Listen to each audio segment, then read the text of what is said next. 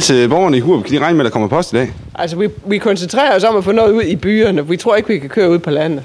Så vi prøver at få det ud i... Men det er godt nok også svært at komme rundt i byen. Men vi prøver. Også i Bedste og Vestervig måske. Hvordan kommer I rundt i byerne? Er det på cykel, eller er det i bil?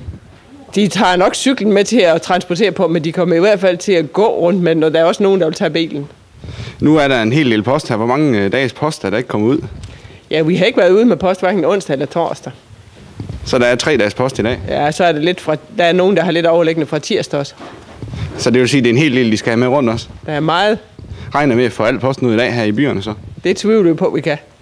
Og så bliver det på landet i morgen formiddag, eller hvornår tror du, I kommer ud på landet? Vi prøver, så snart vi er sikre på, at det er åbent, så prøver vi at køre ud. Det, der vel må være problemet inde i byerne, det er jo folks indkørsler, der ikke er ryddet, men man godt kan komme rundt på vejene. Er det ikke det, der er det største problem for jer?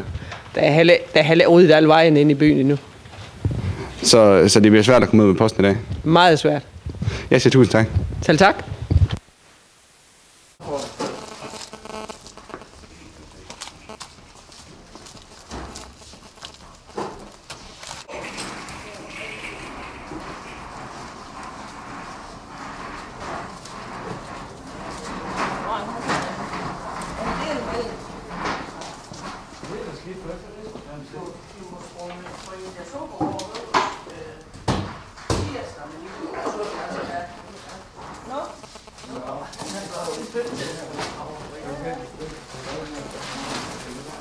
Og lidt træls.